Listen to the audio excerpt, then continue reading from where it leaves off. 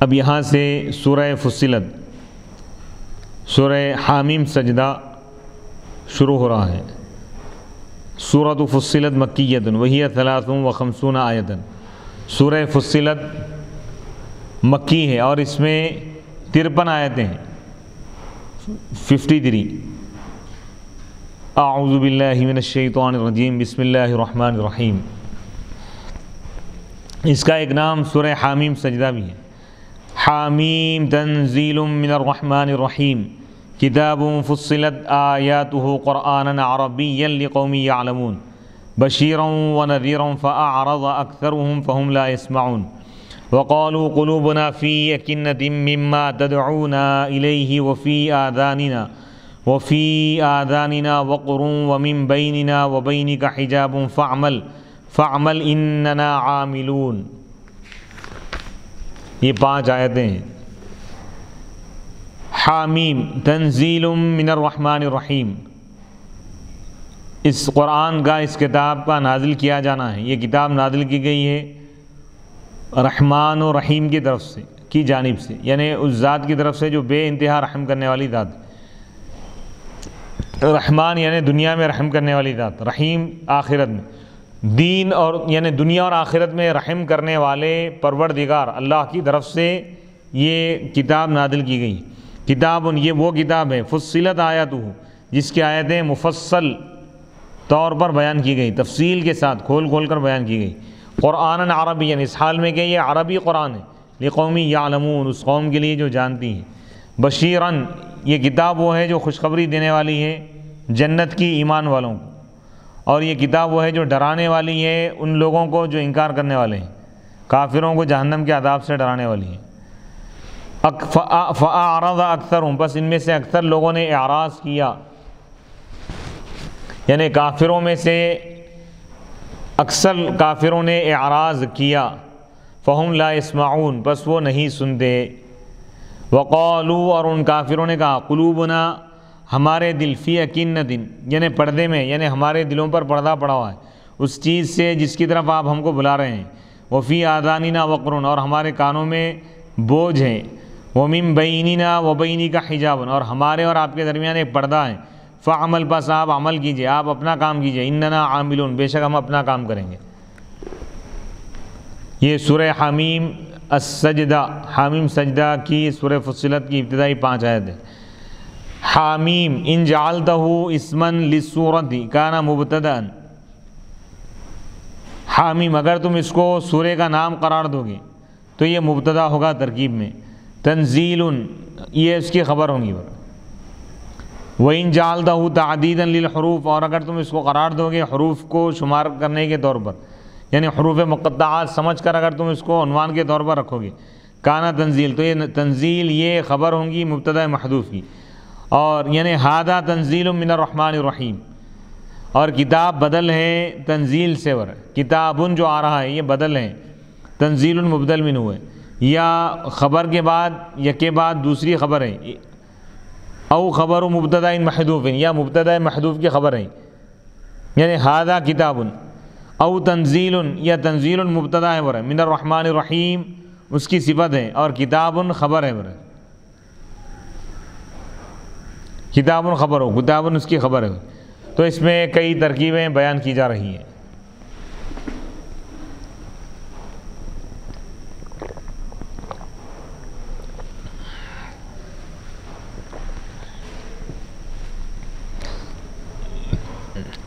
حامیم، اگر یہ سورہ کا نام اگر اس کو ہم قرار دیں تو یہ مبتدا ہوگا، اور تنزیل من الرحمن الرحیم یہ خبر ہوگی اس کی۔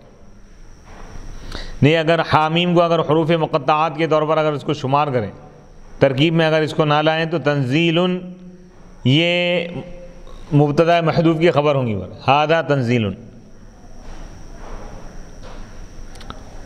اور تنزیل یہ مبدل من ہوئے، اور کتاب بدل ہے تنزیل سے، یا کتاب کیا ہے، یہ دوسری خبر ہے یا مبتدا محذوف کی خبر ہے، یعنی ھذا کتاب،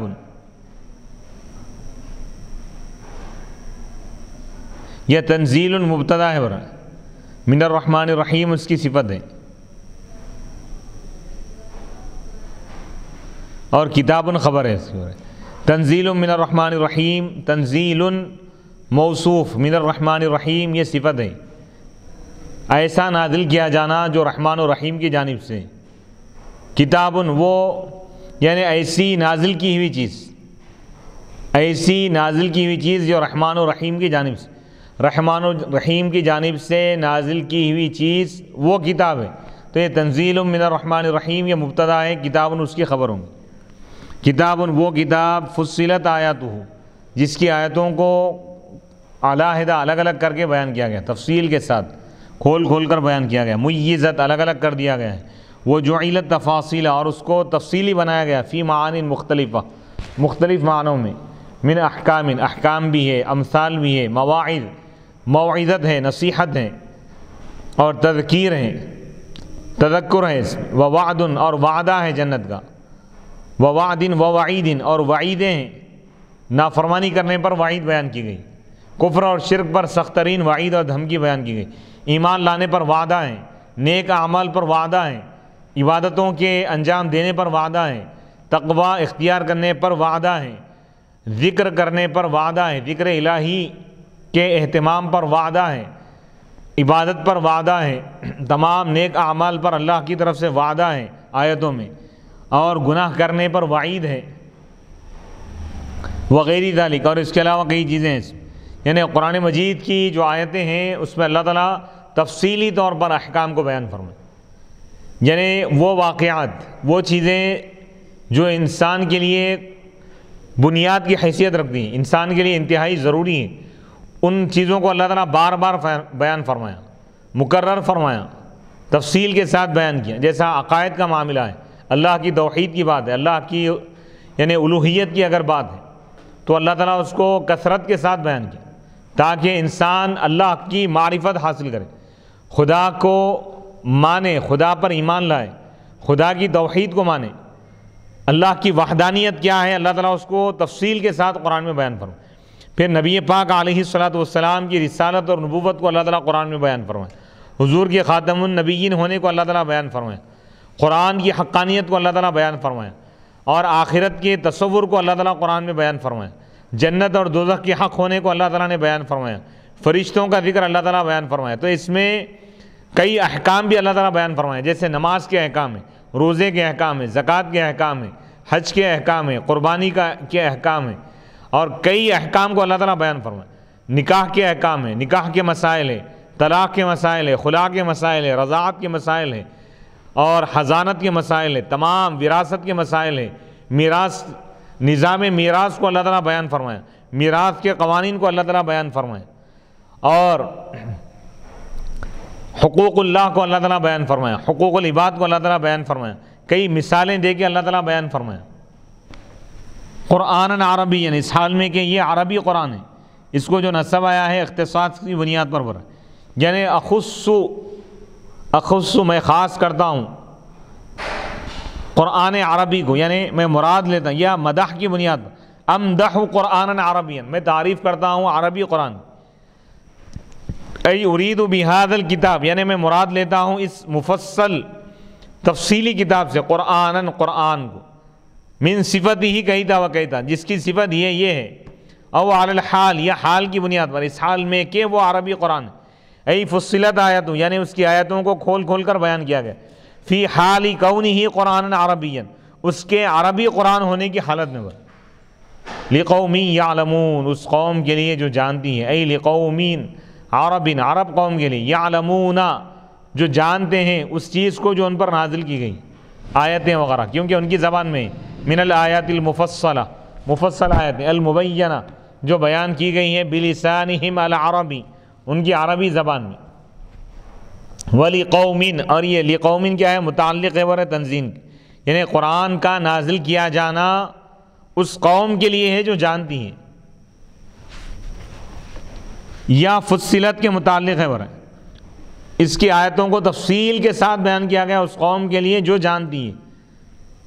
وَالْأَظْهَرُ زیادہ واضح بات یہ ہے کہ یہ صفت ہے جیسا کہ ما قبل والے جملے صفت ہیں اور ما بعد والے، یعنی قرآن عربیًا، یعنی اس حال میں کہ وہ عربی قرآن ہے، اس حال میں کہ وہ عرب قوم کے لیے ہیں، بشیرا و نذیرا، یہ دونوں صفتیں بھی قرآن کی قرآن بشیر بھی ہے، قرآن نذیر بھی ہے، قرآن مبشر بھی ہے، قرآن منذر بھی ہے، قرآن ڈرانے والا ہے گنہگاروں کو، نافرمانوں کو جہنم کے عذاب سے، اور کافروں کو، مشرکوں کو جہنم کے عذاب سے، اور قرآن خوشخبری دینے والا ہے ایمان والوں کو جنت کی، نیک عمل کرنے والوں کو جنت کی بشارت دینے والا۔ صفتانی لقرآن، قرآن کے یہ دو صفتیں ہیں قرآن کی۔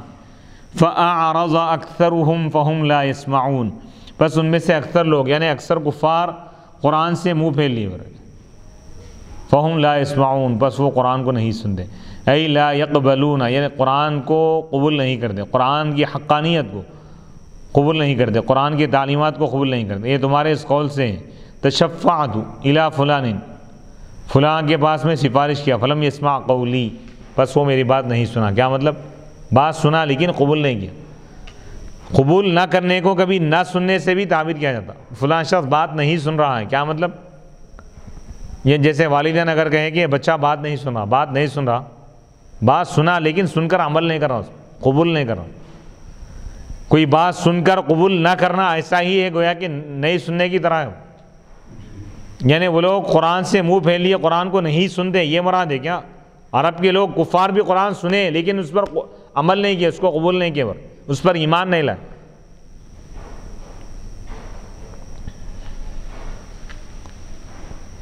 وَلَقَدْ سَمِعَهُ وَلَكِنَّهُ لَمَّا لَمْ يَقْبَلْهُ وَلَمْ يَعْمَلْ بِمُقْتَضَاهُ فَكَأَنَّهُ لَمْ يَسْمَعَهُ، یقیناً جبکہ وہ اس کو سنا، سفارش کو سنا، لیکن جب وہ اس کو قبول نہیں کیا اور اس سفارش کا جو تقاضا تھا اس پر عمل نہیں کیا تو گویا کہ اس کو سنا ہی نہیں۔ وَقَالُوا قُلُوبُنَا فِي أَكِنَّةٍ أَغْطِيَةٍ جَمْعُ كِنَانٍ وَهُوَ الْغِطَاءُ مِمَّا تَدْعُونَا إِلَيْهِ مِنَ التَّوْحِيدِ وَفِي آذَانِنَا وَقْرٌ ثِقْلٌ يَمْنَعُ مِنْ اسْتِمَاعِ قَوْلِكَ وَمِنْ بَيْنِنَا وَبَيْنِكَ حِجَابٌ سِتْرٌ وَهَذِهِ تَمْثِيلَاتٌ لِنَبْقِ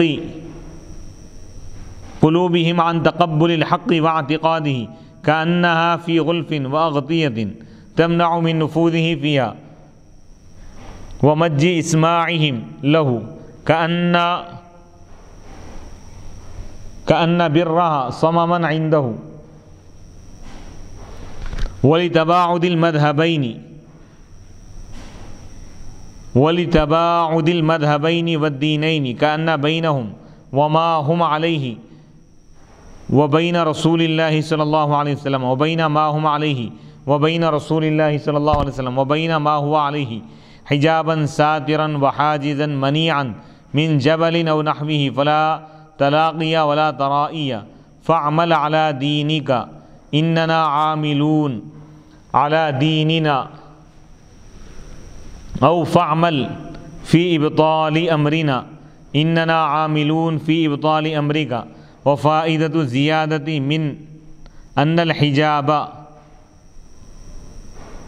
ابتدأ منا وابتدأ منك فالمسافة المتوسطة لجهتنا وجهتك مستوعبة بالحجاب لإفراغ لا فراغ فيها ولو قيل بيننا وبينك حجاب لكان المعنى أن حجابا حاصل وسط الجهتين۔ وقالوا، اور ان کافروں نے کہا، قلوبنا ہمارے دل، فی اغطیۃ پردے میں، فی اکنۃ کنان کی جمع کنہ، غطاء کی جمع اغطیہ، معنی یہ ہے کہ ڈھکن، یعنی ہمارے دل بند ہے اس چیز سے جس کی طرف آپ ہم کو بلا رہے ہیں، یعنی توحید کے جس پیغام کی طرف آپ ہم کو دعوت دے رہے ہیں اس کو سننے سے، اس کو قبول کرنے سے ہمارے دل بند ہیں، پردے پڑے ہوئے دلوں میں۔ وفی آذاننا وقر، اور ہمارے کانوں میں بوجھ ہے، ایسا بوجھ ہے جو ہم کو روکتا ہے آپ کی بات کو سننے سے۔ ومن بیننا وبینک حجاب، اور ہمارے اور آپ کے درمیان ایک پردہ ہے، سترن یعنی ایک پردہ ہے۔ یہ تمام چیزیں یہ تمثیلات ہیں، اور یہ اللہ تعالیٰ تمثیل دے رہا ہے، یہ بیان اللہ تعالیٰ یہ مثالیں دے رہا ہے کہ ان کے دل بند ہو گئے اور حق کو قبول کرنے سے۔ واعتقادی کانا گویا کہ ان کے دل پردوں میں پڑے ہوئے اور ایسے پردے پڑے ہوئے ان کے دلوں پر جو حق کے ان کے دلوں میں گھسنے سے روکتے ہیں اور ان کے کانوں میں حق کی بات داخل ہونے سے کانوں کو روک رہے ہیں، گویا کہ ان کے کانوں میں بہرا پن ہے۔ وَلِتَبَاعُدِ الْمَذْهَبَيْنِ، اور دو مذہب دور دور ہے، نبی کا جو مذہب ہے مذہب حق، مذہب توحید ہے، یہ اور کافروں کا جو مذہب ہے شرک اور کفر، دونوں میں زمین و آسمان کا فرق۔ تو اس لیے اب یہ لوگ کیا کہنے لگے کہ جس چیز پر یہ کفار و مشرکین ہیں وہ چیز اور اللہ کے رسول علیہ الصلوۃ والسلام جس چیز پر قائم ہے، یعنی دین حق، دونوں کے درمیان ایک پردہ ہے، یعنی ان کافروں کے درمیان اور اللہ کے رسول علیہ الصلوۃ والسلام کے درمیان ایک ایسا پردہ ہے جو روک رہا ہے، جیسا کہ پہاڑ ہے یا اس جیسی چیزیں۔ فلا تلاقیہ، پس دونوں مل نہیں سکتے، دونوں ایک جگہ ہو نہیں سکتے۔ فعمل، اے رسول آپ اپنے دین پر عمل کیجئے، ہم اپنے دین پر عمل کریں گے۔ ای فعمل، یعنی آپ عمل کیجئے، آپ کام کیجئے، فی ابطال امرنا، ہمارے معاملے کو باطل اور بیکار قرار دینے میں، بے شک ہم کام کرتے رہیں گے آپ کے حکم، آپ کے دین کو ہم باطل قرار دینے میں ہم کوشش کرتے رہیں گے۔ وفائدۃ الزیادۃ من جو لے کے آئے نا، ومن بیننا، ہمارے درمیان سے اور آپ کے درمیان ایک پردہ ہے۔ من کیوں لے کے آئے پہ؟ من ابتدا کے لیے آتا ہے، یہ بتانے کے لیے کہ ان الحجابہ، کہ پردے کی ابتدا ہماری طرف سے ہوئی اور آپ کی طرف سے ہوئی، پس وہ مسافت جو ہمارے اور آپ کی جہت کے درمیان ہے یہ گھری ہوئی ہے پردوں سے، یعنی پورے پردے پڑے ہوئے، اس میں کوئی خالی جگہ نہیں ہے، کوئی خلا نہیں ہے، کوئی گیپ نہیں ہے۔ قل انما انا بشر مثلکم، یہ آیت نمبر 6 ہے سورہ فصلت، سورہ حامیم سجدہ کی۔ قل، اے رسول آپ فرما دیجئے، قل انما انا بشر مثلکم یوحى الی انما الہکم الہ واحد فاستقیموا الیہ واستغفروہ وویل للمشرکین الذین لا یؤتون الزکاة وهم بالآخرة هم کافرون ان الذین آمنوا وعملوا الصالحات لهم اجر غیر ممنون۔ قل، اے رسول آپ فرما دیجئے، بے شک میں تمہاری طرح ایک بشر ہوں، یوحیٰ الیہ، لیکن میری طرف وحی کی جاتی ہے اس بات کی کہ تمہارا خدا، تمہارا معبود ایک ہی معبود ہے، معبود برحق ہے۔ فاستقیموا الیہ، پس تم استقامت کو اختیار کر کے اسی کی طرف متوجہ ہو جاؤ، اس کی طرف، اس کی توحید کی طرف تم متوجہ ہو جاؤ اور اس پر جم جاؤ، اس پر قائم رہو۔ واستغفروا، اور تم اس سے اپنے گناہوں کی بخشش طلب کرو۔ وویل للمشرکین، اور مشرکین کے لیے جہنم کی وادی، ویل، ہلاکت ہے ان کے لیے، تباہی ہے۔ وہ مشرکین الذین لا یؤتون الزکاة، جو زکوٰۃ نہیں دیتے، وہم بالآخرۃ ہم کافرون، اور وہ آخرت کا انکار کرتے ہیں۔ ان الذین آمنوا، بے شک وہ لوگ جو ایمان لائے اور نیک اعمال کیے، لہم اجر غیر ممنون، ان کے لیے منقطع نہ ہونے والا اجر ہے، دائمی اجر اور ثواب ہے، ہمیشہ ہمیشہ عطا کیا جانے والا ان کو اجر اور ثواب ملے گا، ایسا ثواب ملے گا جو کبھی ختم نہیں ہوگا۔ آیت نمبر 6 سے لے کر 8 تک 3 آیتوں کی تفسیر یہاں پر پیش کی جا رہی ہے۔ قل، اے رسول آپ فرما دیجئے، انما انا بشر مثلکم، بے شک میں تمہاری طرح ایک بشر ہوں، یوحیٰ الیہ، میری طرف وحی کی جاتی ہے کہ تمہارا معبود ایک ہی معبود ہے، معبود واحد ہے، تمہارا خدا ایک ہی خدا ہے۔ ھذا جواب لقولہم، یہ ان کے اس قول کا جواب دے رہے ہیں۔ کفار کیا بولے تھے کہ ہمارے دل توحید کے پیغام کو سننے سے ہمارے دلوں پر پردہ پڑا ہوا ہے، تو اس کا رد کیا جا رہا ہے۔ ووجہ انہ قال لهم، کہ اللہ کے رسول نے کافروں سے فرمایا تھا، انی لست بملک، بے شک میں فرشتہ نہیں ہوں، میں تو تمہاری طرح بشر ہوں، وقد اوحی الیہ، جبکہ میری طرف وحی کی گئی ہے، دونکم، تمہاری طرف نہیں، فصحت نبوتی، تو میری نبوت صحیح ہے وحی کے ذریعے، وحی کی جانے کی وجہ سے میری طرف، وانا بشر ہوں، جبکہ میں ایک بشر ہوں، واذا صحت نبوتی، اور جب میری نبوت صحیح ہے، درست ہے، دلائل سے ثابت ہے، وجب علیکم، تو تم پر واجب ہے میری اتباع کرنا، وفیما یوحی الیہ، اور میری طرف جن چیزوں کی وحی کی گئی ہے ان میں سے ایک بات یہ ہے کہ تمہارا معبود برحق ہے، ایک خدا کو مانو تم، تو یہ بات ماننا تم پر واجب ہو گیا ہے۔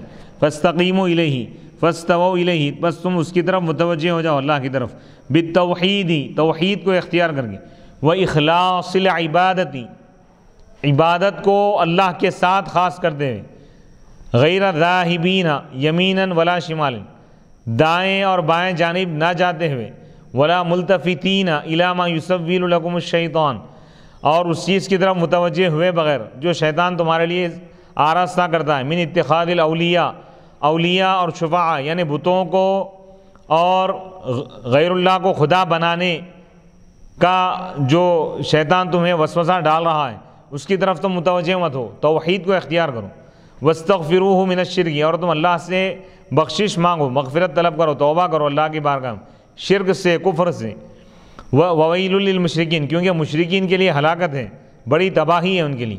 مشرکین کون ہے؟ الذین لا یؤتون الزکاۃ، مشرکین وہ ہے جو زکوٰۃ نہیں دیتے، زکوٰۃ نہ دینے والے کو اللہ تعالیٰ مشرک فرما رہا ہے قرآن، ای لا یؤمنون بوجوب الزکاۃ، جو زکوٰۃ کے واجب ہونے پر ایمان نہیں لاتے، جو زکوٰۃ کی فرضیت کا انکار کرنے والا ہے وہ مشرک ہے، کافر ہے وہ، ولا یعطونہا، اور وہ زکوٰۃ دیتے بھی نہیں، او لا یفعلون، یا زکوٰۃ سے مراد کیا ہے؟ پاکیزگی پر، یعنی مشرکین وہ کام نہیں کرتے جس کے ذریعے وہ پاک ہو جائیں، یعنی وہ ایمان نہیں لا رہے ہو، ایمان کے ذریعے باطن کی پاکی ہو رہا، باطن کی صفائی ہے، باطن کا تزکیہ ہے، ایمان کے ذریعے باطن کا نکھار ہے، باطن کی ترقی ہے، باطن کی چمک ہے، باطن کی صفائی ہے، وہ لوگ ایمان نہیں لاتے۔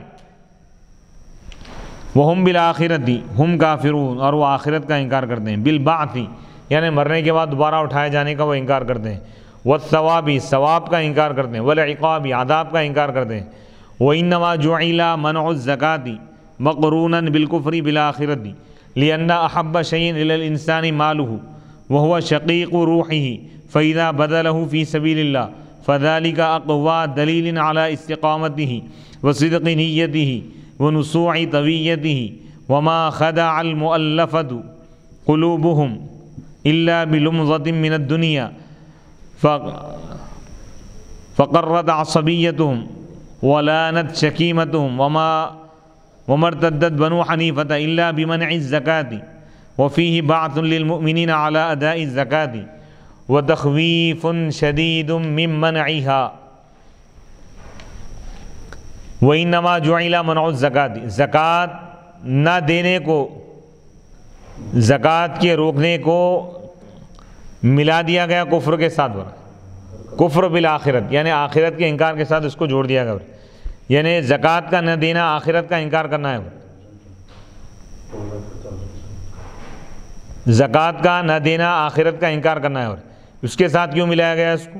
لِأَنَّ أَحَبَّ شَيْءٍ، کیونکہ انسان کے پاس سب سے زیادہ پسندیدہ چیز اس کا مال ہے، اس کی دولت ہے، اس کا سرمایہ ہے، اس کی ثروت ہے، وَهُوَ شَقِيقُ رُوحِهِ، اور وہ انسان کی روح کے ساتھ جڑا ہوا ہے، روح کا بھائی ہے، یعنی انسان دولت سے ایسی ہی محبت کرتا ہے جیسے اپنی جان، اپنی روح سے محبت کرتا ہے، بس جب وہ اللہ کی راہ میں خرچ کرتا ہے اس مال کو تو یہ اس کے استقامت کی سب سے مضبوط دلیل ہے، یعنی آخرت پہ جس کو جتنا زیادہ یقین ہوگا وہ اتنا ہی زیادہ زکوٰۃ دینا،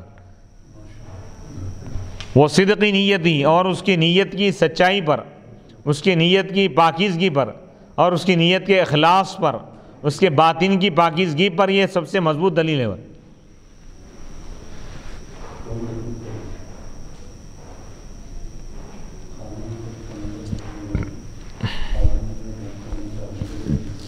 اور قبیلے بنی حنیفہ مرتد نہیں ہوئے مگر زکوٰۃ کے انکار کرنے کی وجہ سے، زکوٰۃ نہ دینے کی وجہ سے۔ وفیہ بعث للمؤمنین، جیسے خلیفہ اول حضرت سیدنا ابو بکر صدیق رضی اللہ تعالیٰ عنہ مانعین زکوٰۃ، وہ لوگ جو زکوٰۃ ادا نہیں کرتے تھے، آپ ان سے جہاد کا اعلان فرمائیں اور فرمائیں کہ واللہ لو منعونی عقالا لجاہدتہم علی منعہ، اگر یہ لوگ ایک رسی بھی جو حضور کے زمانے میں یہ لوگ صدقے میں زکوٰۃ میں دیا کرتے تھے، اگر اس کو روک لیں گے لوگ تو میں زکوٰۃ کے روکنے پر، زکوٰۃ نہ دینے پر ان سے جہاد کروں گا فرمائیں۔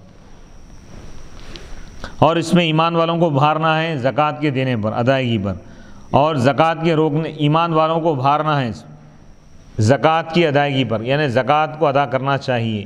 وہ تخویف شدید، اور سخت ترین اس میں خوف دلانا ہے، یعنی ڈرانا ہے کس سے؟ زکوٰۃ کو روکنے سے. زکوٰۃ کو تو کوئی مان رہا ہے لیکن ادا نہیں کر رہا، تو ادا کرنے میں تاخیر کرنے پر بھی وعید ہے.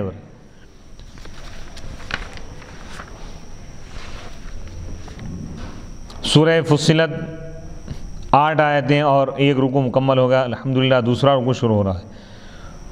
قل انکم لتکفرون بالذی خلق الارض فی یومین وتجعلون له اندادا ذلک رب العالمین وجعل فیها رواسی من فوقها وبارک فیها وقدر فیها اقواتها فی 4 ایام سواء للسائلین ثم استوى إلى السماء وهي دخان فقال لها وللأرض ائتيا طوعا أو كرها قالتا أتينا طائعين فقضاهن 7 سماوات في يومين وأوحى في كل سماء أمرها وزينا السماء الدنيا بمصابيح وحفظا ذالک تقدیر العزیز العلیم. قل اے رسول آپ فرما دیجیے، آیت نمبر 9 ہے. قل اے رسول آپ فرما دیجیے، اے انکم کیا تم انکار کرتے ہو، یعنی کافروں سے کہا جا رہا ہے، کیا تم انکار کرتے ہو، کفر کرتے ہو اس اللہ کا جس نے زمین کو پیدا کیا 2 دنوں میں. وتجعلون له اندادا، کیا تم اس کے لیے ہمسروں کو بناتے ہو، کیا تم اس کے لیے شریک قرار دیتے ہو، کیا اس کے سوا اور کو تم خدا مانتے ہو. ذالک رب العالمین، جبکہ وہی اللہ رب العالمین ہے، تمام عالمین کا رب ہے، پالن ہار ہے.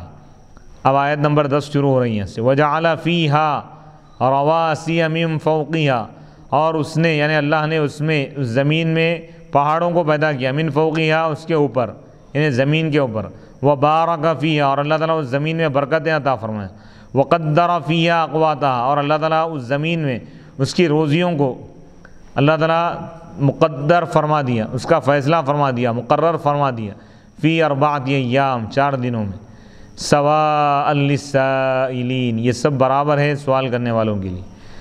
اب یہاں سے آیت نمبر 11 شروع ہو رہی. ثم استوى الی السماء، پھر اللہ تعالیٰ آسمان کا ارادہ فرمایا. وہی دخان، جبکہ وہ دھواں تھا، یعنی آسمان دھوئیں کی شکل میں تھا.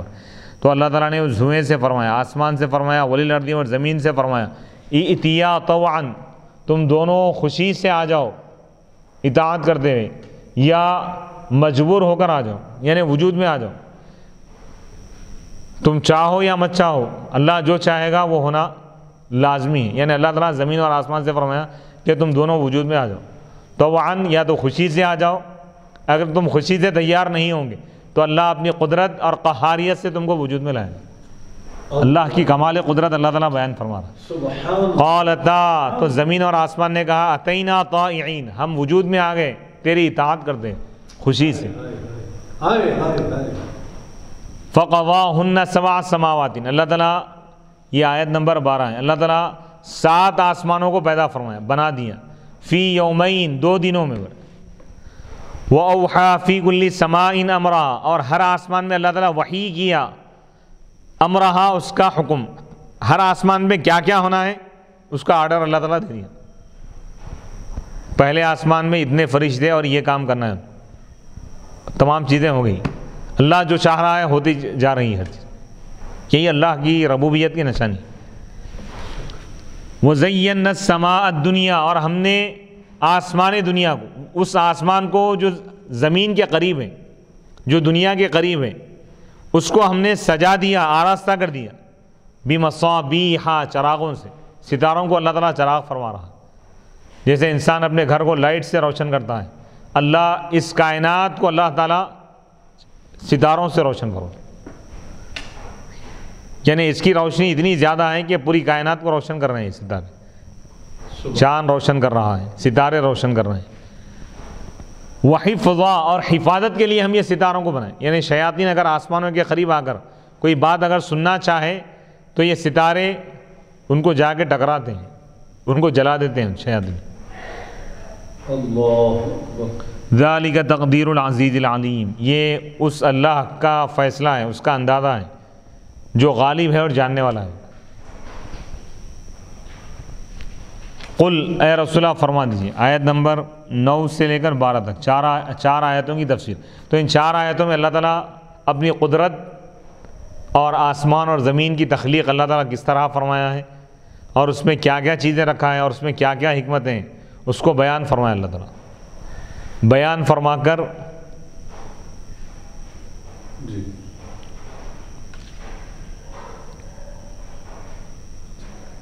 اللہ تعالیٰ اس کو بیان فرمایا، اور پھر ایمان کی طرف اللہ تعالیٰ کافروں کو متوجہ فرمایا، اور فرمایا کہ تمام کائنات کو جس نے بنایا ہے، جس کی یہ قدرت ہے، جو اگر آسمانوں کو حکم دیں تو آسمان وجود میں آ جائے، زمین کو حکم دے تو زمین وجود میں آ جائے، فرشتوں کو حکم دے، ذرات کو حکم دے، ہر چیز ہو جائے۔ اللہ کی یہ شان قدرت ہے، وہ جو چاہے کر سکتا ہے۔ تو وہی رب العالمین ساری کائنات کا رب ہے، وہی وحدہ لا شریک ہے۔ تو انشاءاللہ اگلی نشست میں ہم آیت نمبر 9 سے لے کر انشاءاللہ آیت نمبر 9 سے ہم درس کا آغاز کریں گے۔